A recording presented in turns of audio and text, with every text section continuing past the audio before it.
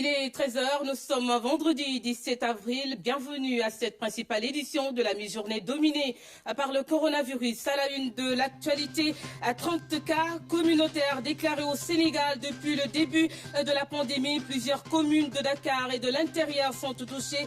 L'inquiétude s'agrandit. Le ministre de la Santé appelle à une mobilisation de toutes les forces vives de la nation pour vaincre le Covid-19. Vous l'entendrez dans ce journal.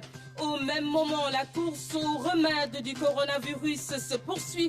La piste de l'immunothérapie est lancée, une vieille méthode qui consiste à utiliser le plasma de malades déjà guéris. Explication également dans ce journal. Économiquement, le monde se prépare au pire. Le FMI se met en bouclier et met en place son instrument de financement rapide. Le Sénégal, déjà bénéficiaire avec 266 milliards de francs CFA. 8 autres pays d'Afrique ont également reçu l'appui du Fonds monétaire international. Artestan, nouvelle édition. Mesdames, Messieurs, merci de nous rejoindre. Comme tous les jours, voyons tout d'abord la situation du Covid-19 au Sénégal. 7 cas positifs sur 287 tests réalisés, dont 5 cas contacts. On fait le point avec le ministre de la Santé, Abdoulaye Diouf Sarr. Ce vendredi 17 avril 2020, le ministère de la Santé et de l'Action sociale a reçu les résultats des examens virologiques suivants. Sur 287 tests réalisés, 7 sont revenus positifs. Il s'agit de 5 cas contacts suivis par nos services et de 2 cas issus de la transmission communautaire. 4 patients hospitalisés sont déclarés guéris ce jour. Ils sortiront d'hospitalisation dans la journée. L'état de santé de nos patients hospitalisés est stable. À ce jour, 342 cas ont été déclarés positifs, dont 198 guéris, 2 décédés, 1 évacué.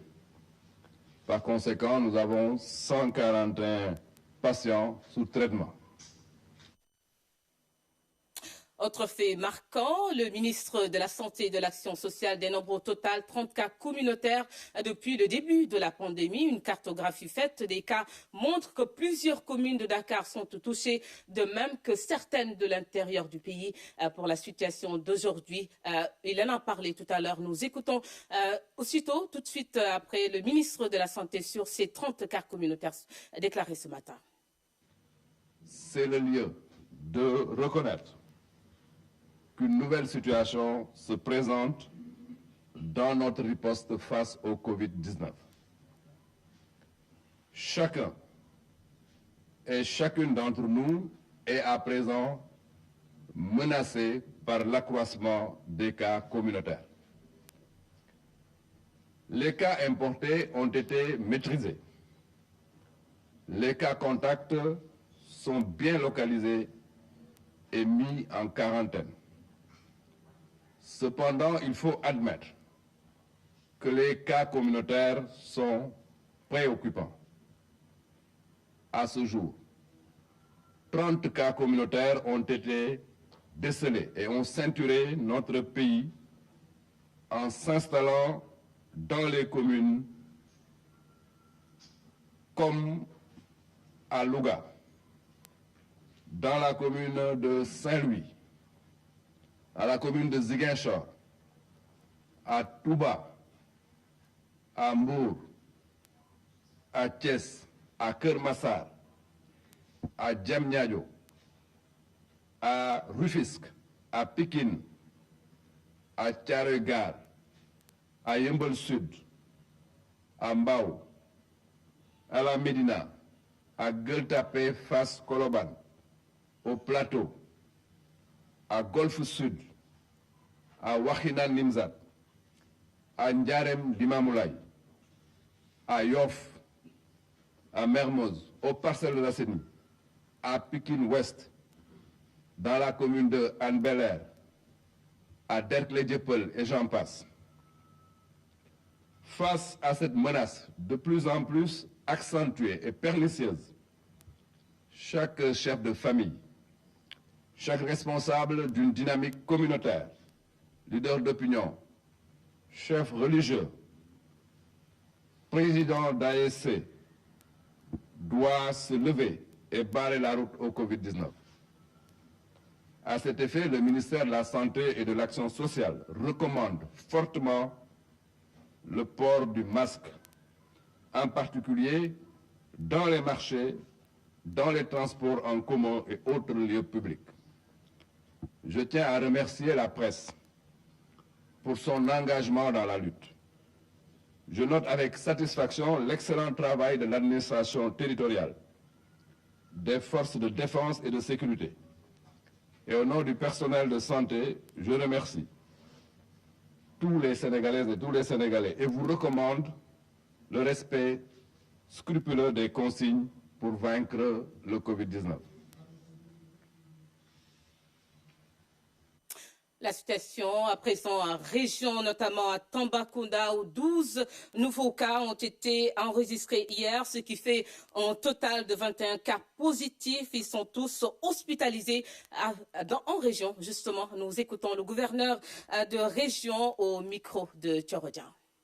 Aujourd'hui, la région compte 21 cas positifs au coronavirus. Je précise que les 9 précédents sont déjà dans notre centre de traitement de l'épidémie. Ils se portent bien selon les médecins et les spécialistes qui ont contact avec eux. Et pour les 12 déclarés positifs, ce matin, leur transfert est en cours vers le centre de traitement. En accord avec M. le ministre de la Santé et M. le ministre de l'Intérieur, nous avons pris l'option d'amplifier les prélèvements au lieu d'attendre que les signes apparaissent au niveau des personnes contacts.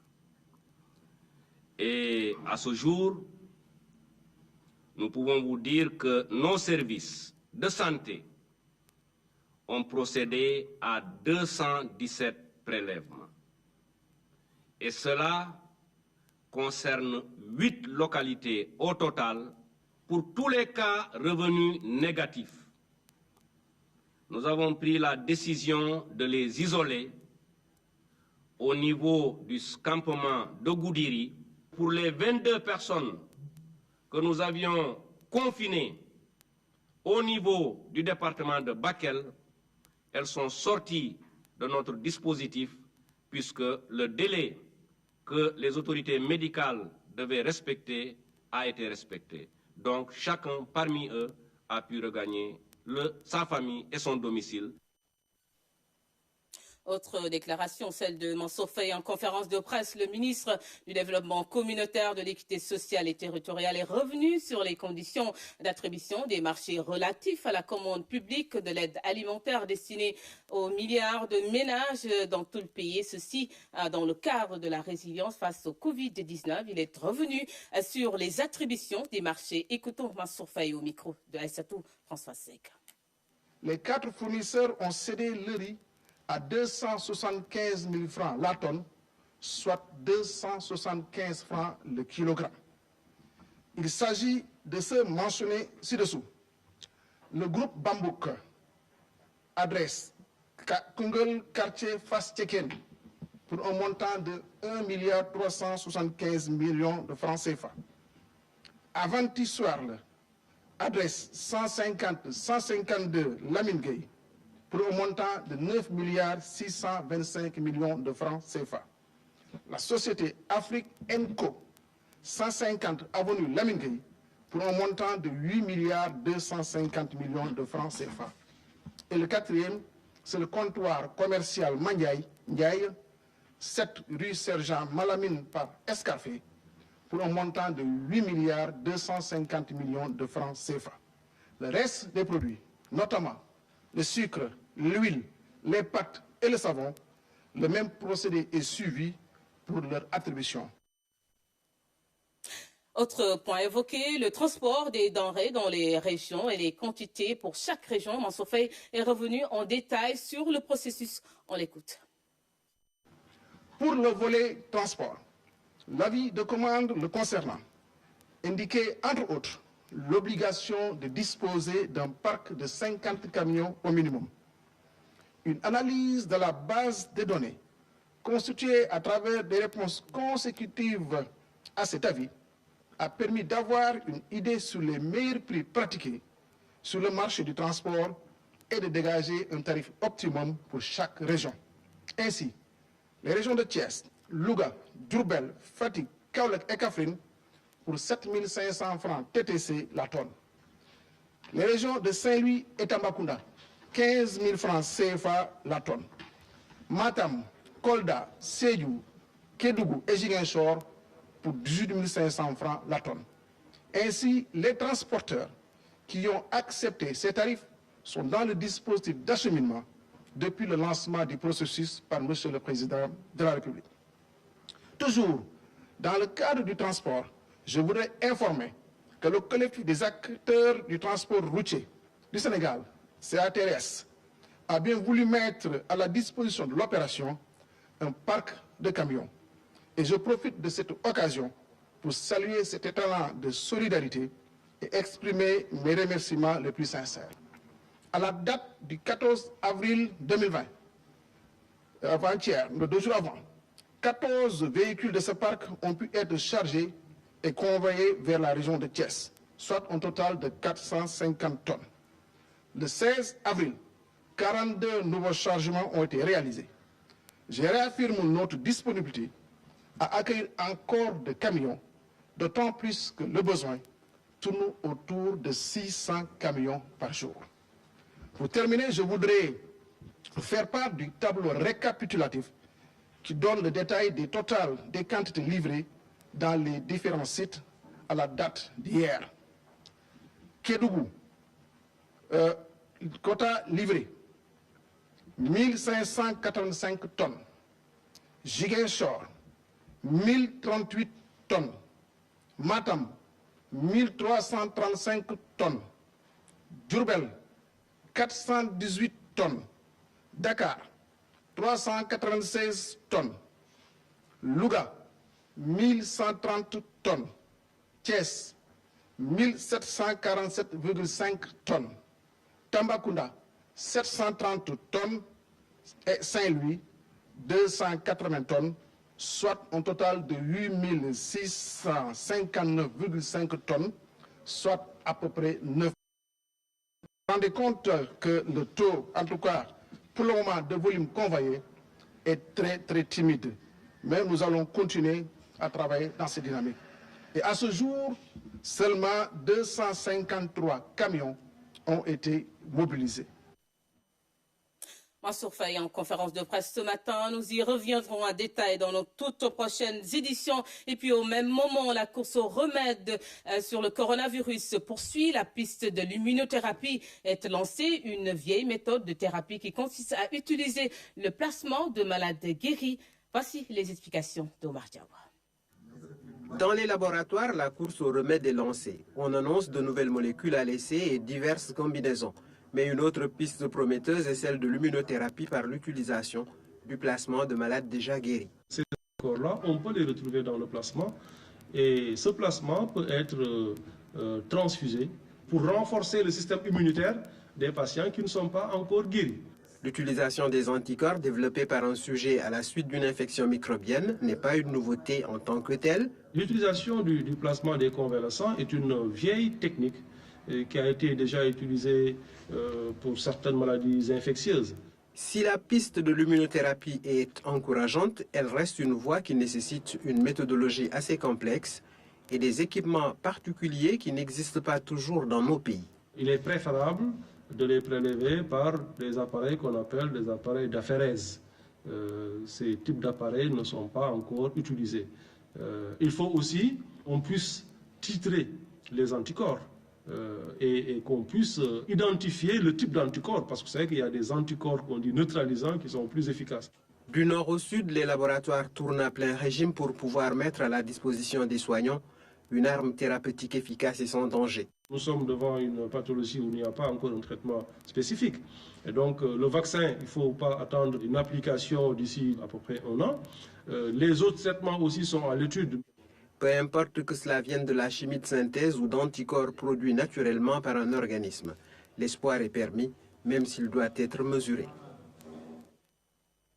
Omar Diao, économiquement, le monde se prépare au pire. Le FMI se met justement en bouclier et met en place son instrument de financement rapide. Vous allez le voir, le Sénégal est déjà bénéficiaire avec 266 milliards de francs CFA. 8 autres pays d'Afrique ont également reçu l'appui du Fonds monétaire international. Plus de précisions avec Aram Dawa. Elle a un nom, cette crise économique que la planète traverse, Great Lockdown ou le Grand Confinement. Pour le FMI qui donne le nom, il est probable qu'elle soit la pire récession depuis la crise de 2009. Le fonds a dû multiplier les sorties, activant au passage des mécanismes de financement urgents. Parmi ceux-ci, la facilité de crédit est l'instrument de financement rapide. Et ils sont par conséquent adaptés à une situation dans laquelle un programme économique à part entière n'est ni nécessaire et ni faisable. Pourquoi? Par exemple, dans le cas actuel, les besoins sont urgents, le choc est transitoire et la capacité de mise en œuvre des pays est réduite. C'est à ce titre que le FMI a approuvé un décaissement de 266 milliards de francs CFA pour le Sénégal, un financement rapide qui a profité à 8 autres pays africains. Maintenant, les conditions de ces prêts sont très favorables. Pour la facilité de crédit rapide, le taux d'intérêt est de 0, avec une période de grâce de 5 ans et demi. Est payable dans 10 ans. Et pour l'instrument de financement rapide, le taux d'intérêt est de 1% et est payable entre 3 ans et demi et 5 ans. Dans la foulée, le FMI a accordé à 25 pays un allègement immédiat de la dette. Il s'agit de ceux aux revenus par habitant inférieurs à 1 175 $, ce qui a exclu le Sénégal de cette liste. Le revenu par habitant du Sénégal est supérieur à 1 400 $. De plus, la dette du Sénégal vis-à-vis du FMI est très faible. En fait, moins de 3 milliards de francs CFA.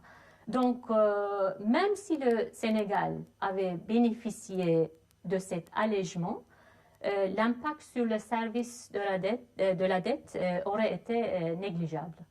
Le Sénégal figure sur une autre liste, nous confirme la représentante résidente du FMI, celle des 77 qui viennent de bénéficier d'un moratoire sur la dette, moratoire accordé par le G20 ce mercredi.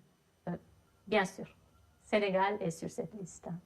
Nous saluons la décision de G20, c'est une suspension des remboursements des crédits officiels bilatéraux à partir du 1er mai jusqu'à fin de l'année. Et ces remboursements peuvent être payés pendant les prochaines 3 années. Et donc les conditions sont plus souples pour ces pays. La somme avoisine une vingtaine de milliards de $, de quoi permettre aux pays concernés de consacrer ces ressources aux actions de riposte.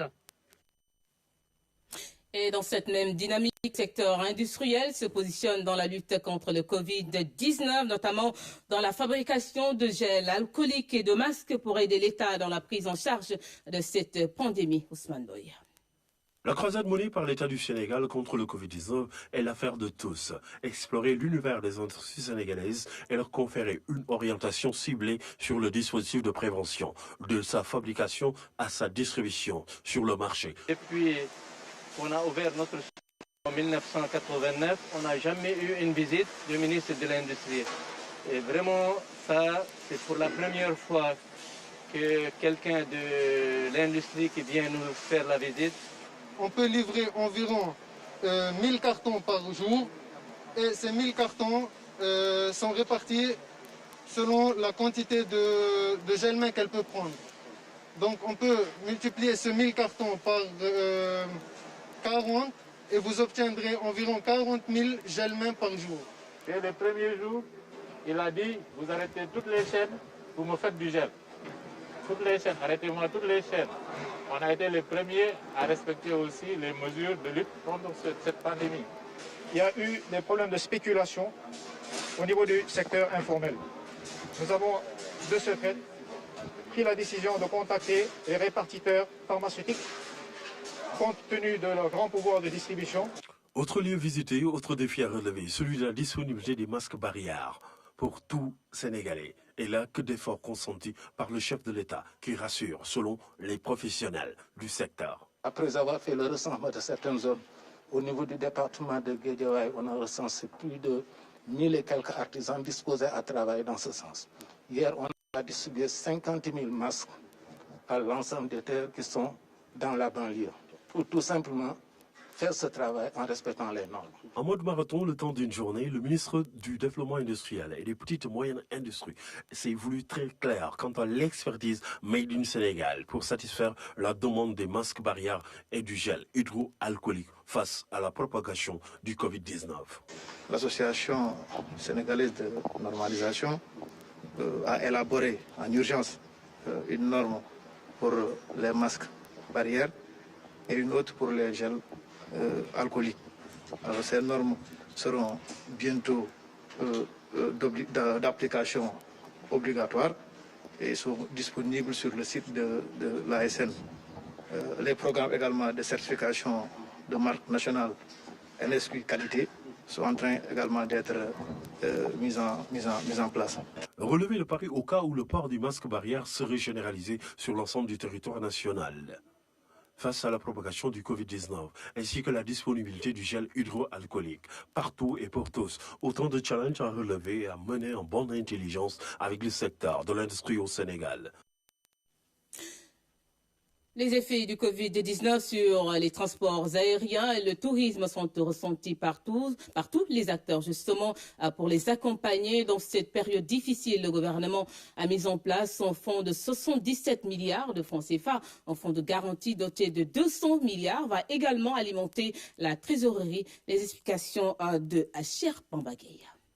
Le tourisme, c'est parce qu'il est un véritable moteur de croissance dans la mise en œuvre du plan Sénégal émergent que le président de la République a mis en place un plan de résilience pour atténuer les effets du Covid-19. Une enveloppe de 77 milliards est répartie comme suit. 45 milliards pour Air Sénégal, 15 milliards de crédits hôteliers pour une enveloppe qui ne dépassait pas 3 milliards, 12 milliards pour les hôtels réquisitionnés et 5 milliards pour les entreprises et agences. Une enveloppe quasiment de 77 milliards a été retenue pour le secteur touristique et transport aérien. Et donc justement, au niveau des crédits hôteliers, les acteurs vont se réunir jeudi prochain pour démarrer dès à présent la mise à disponibilité de ces fonds auprès des entreprises qui sont impactées. Des fonds qui serviront justement à alimenter la trésorerie pour permettre aux entreprises de pouvoir supporter les impacts de la crise Covid, mais aussi commencer à travailler aussi sur de la mise à disposition des fonds pour l'investissement touristique, pour leur permettre justement d'améliorer leur offre touristique, mais aussi préparer l'avenir. D'emblée, le syndicat patronal de l'industrie hôtelière dirigé par Mamadou Rassinsi salue ces mesures et surtout leur caractère diligent. Nous avons dit au ministre d'être notre interprète auprès du chef de l'État, le président Macky Sall, pour lui dire toute notre satisfaction pour les mesures qui ont été prises, notamment sur les 100 milliards. Injecter 77 milliards dans le secteur du tourisme n'est pas quelque chose qu'on peut sous-estimer. Dans cette enveloppe de 77 milliards, 12 milliards seront sortis pour payer les hôtels réquisitionnés. Dans cet hôtel situé au Lac Rose, on salue la mesure avec patriotisme. On a fait des factures qu'on a envoyées aux services compétents, mais ils nous ont donné des garanties comme quoi ils vont tous nous payer. L'État est en train de nous accompagner, surtout à travers avec les impôts. Parce que je pense que jusqu'au mois de juillet, les impôts sont gelés. Donc ça, c'est une très bonne nouvelle aussi. Air Sénégal fleuron de la flotte aérienne sénégalaise va bénéficier de 45 milliards pour la relance de ses opérations. 45 milliards pour Air Sénégal, 5 milliards pour les agences nationales, les entreprises nationales comme la NACIM qui s'occupe de sûreté. Vous savez, s'il n'y a pas de sûreté et de sécurité, on ne redémarre pas notre aéroport. Donc ces agences, la SPT qui s'occupe de la promotion touristique, il y a 5 milliards pour ces agences. Et les emplois seront sauvegardés à ce niveau. Le fonds de crédit hôtelier, qui n'avait jamais dépassé 3 milliards de francs CFA, est maintenant porté à 15 milliards de francs CFA par le chef de l'État.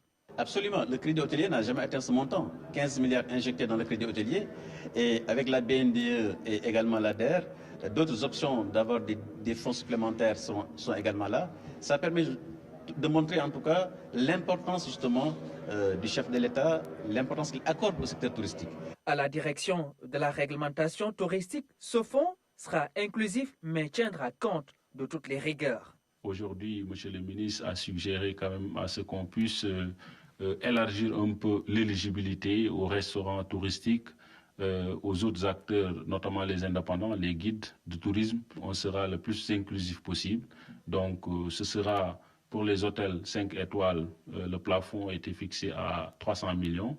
Donc pour les hôtels 2 et 3 étoiles, c'est fixé à 200 millions et pour les autres catégories à 100 millions. En plus de toutes ces mesures, 200 milliards seront également mis en place comme fonds de garantie pour les entreprises, surtout pour l'après-crise. Des fonds qui serviront justement à alimenter la trésorerie pour permettre aux entreprises de pouvoir supporter les impacts de la crise Covid, mais aussi commencer à travailler aussi sur de la mise à disposition des fonds pour l'investissement touristique. Un tourisme fort, dynamique, moteur de croissance soutenu par une flotte aérienne hégémonique, c'est l'ambition des autorités pour voler encore plus haut dans les 4 coins du ciel. À présent, le point hebdomadaire du ministère du Commerce, un peu plus de 2000 infractions sont notées, 15 tonnes de produits alimentaires retirés des circuits de distribution. Nous écoutons à ce propos le ministre du Commerce et des PME, Aminata Som Diatta. Le marché est non seulement bien approvisionné, mais bien surveillé puisque nos services sont sur le terrain à travers tout le pays. Et nous avons relevé 5491 visites effectuées sur toute l'étendue du territoire national. Et nous avons noté 2001 infractions à la législation économique, des infractions diverses. Tantôt, ce sont des pratiques de prix illicites, tantôt, c'est ce que nous appelons les tromperies sur la qualité. Et nous avons retiré des circuits de distribution environ 15 tonnes de produits. Nous avons également retiré 2162 flacons de gel hydroalcoolique. Donc pour dire que les services de la direction du commerce intérieur sont sur le terrain constamment pour assurer la protection des consommateurs en termes de qualité des produits, mais également en termes de prix. Il est important que nous restions tous mobilisés et que nous aidions notre pays à traverser ces moments sans un impact négatif sur les populations. Ce n'est pas le moment de penser à s'enrichir, ce n'est pas le moment de penser à mettre sur le marché des produits impropres à la consommation. Ça n'a jamais été le moment, ça ne sera jamais le moment, mais particulièrement dans ces périodes extrêmement délicates que nous traversons et que le monde entier traverse. Contre les sensibilisations des automobilistes et des usagers, la direction des transports routiers lance l'opération à Dakar. La majeure partie des automobilistes respectent les mesures édictées par le ministère des Transports terrestres. C'est le constat fait par la police et la gendarmerie. La direction des transports routiers exhorte les usagers et les automobilistes à respecter les gestes barrières. Salut Sec. À Dakar, ces agents de la direction des transports routiers sont présents sur tous les axes routiers ou presque à bord des véhicules de transport en commun. Ils sensibilisent les automobilistes et les usagers sur les gestes barrières. Nous invitons donc les usagers qui veulent aller au marché, qui veulent prendre les transports publics, de vraiment se prémunir, donc avoir un dispositif de protection, surtout de masques, pour pouvoir vraiment freiner la propagation. Demander aux autres usagers aussi vraiment de respecter tous les gestes barrières édictés par le ministère de la Santé. L'opération se déroule en collaboration avec les forces de l'ordre et de sécurité. Est obligatoire le respect des mesures prises par le ministère des Transports terrestres. Au croisement Cameroun, le contrôle des véhicules est systématique, comme c'est le cas un peu partout dans Dakar. Nous avons déployé nos hommes sur le terrain pour veiller à l'application de ces instructions, surtout à l'application de la limitation des passagers au niveau des transports en commun et transports privés. Les mesures sont respectées par la majeure partie des automobilistes. Pour la police, c'est grâce au dispositif mis en place. Si vous prenez sur 10 cars rapides ou bien transports en commun qui vous dépassent, vous voyez de vous-même que les gens sont en train de respecter rigoureusement les consignes données par l'autorité. Les autres catégories d'infractions, c'est au niveau des deux roues, qui ne respectent pas aussi effectivement le nombre de passagers qui a été demandé au niveau des deux roues. Il y a beaucoup de cas d'immobilisation qui sont constatés et de toute façon le bilan sera fait. Mais globalement, on a vu que sur les Tata, sur les Dakar Demdik, on a donc un respect quasi total des mesures. Mais le non-respect vraiment est noté au niveau de certains particuliers, parce que la mesure concerne aussi les particuliers. Cette collaboration entre la direction des transports routiers, la gendarmerie et la police a donc permis d'évaluer l'état d'application des mesures prises par le gouvernement. La direction des transports compte poursuivre ce travail. Le gouverneur nous a demandé effectivement de faire le travail sur le terrain en relation avec la gendarmerie et la direction générale de la police nationale. Donc c'est une opération pérenne. Nos équipes vont se rendre disponibles durant toute la période de la crise avec les forces de défense et de sécurité pour sensibiliser les usagers sur les gestes barrières pour pouvoir effectivement freiner la propagation du virus, freiner le développement des cas communautaires que nous constatons en ce moment. L'opération devrait se dérouler dans toutes les régions du pays. En attendant, la police et la gendarmerie continuent d'assurer le service à Dakar. Nous prenons la route justement pour nous rendre à Rufisque où Promoville se déploie.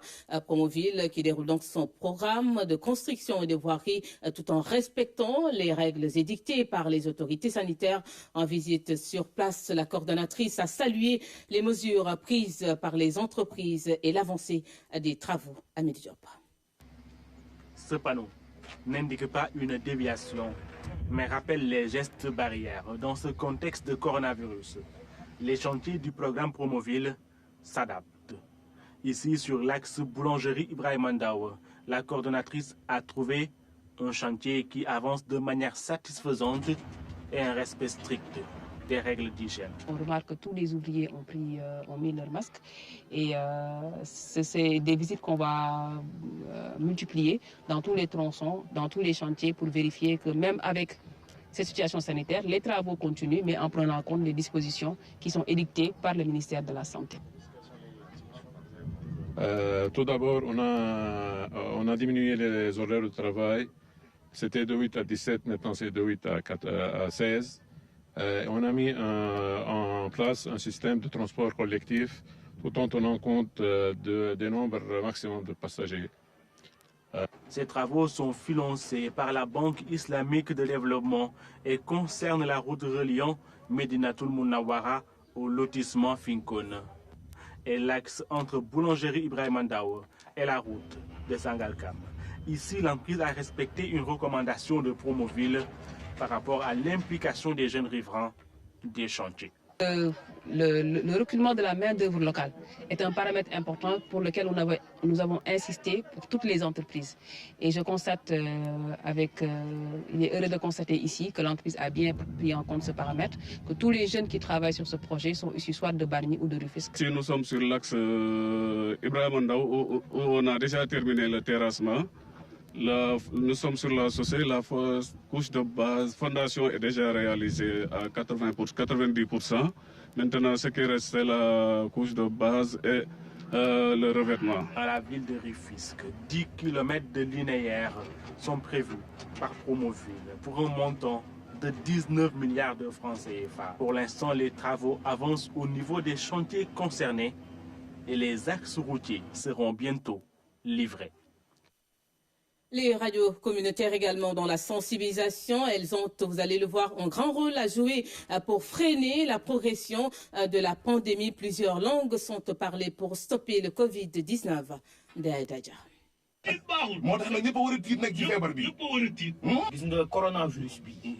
De l'humour pour mieux sensibiliser les populations sur le Covid-19.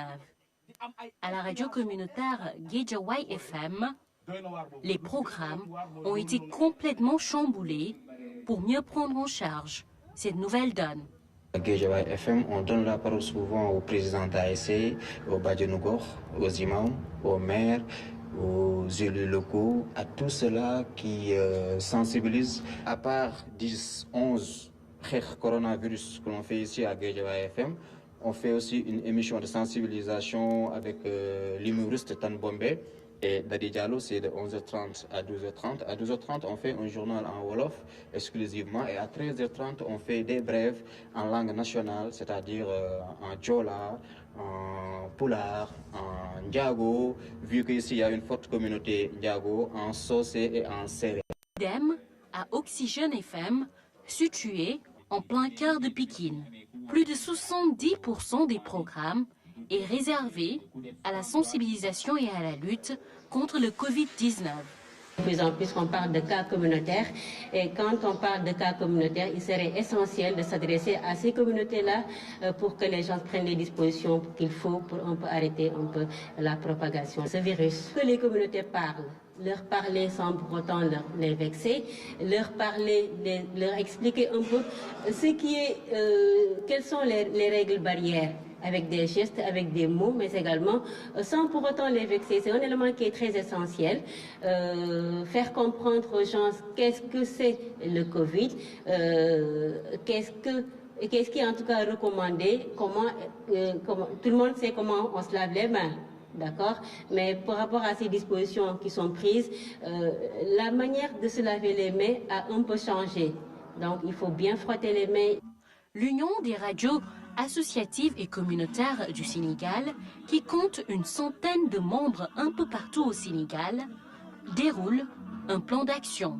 On a mis en place un plan d'action qui consiste à produire des émissions avec les structures de santé au niveau le plus bas vraiment jusqu'au niveau le plus élevé, mais aussi à faire des spots de sensibilisation dans toutes les langues nationales, mais aussi à mettre en contribution surtout les acteurs culturels locaux.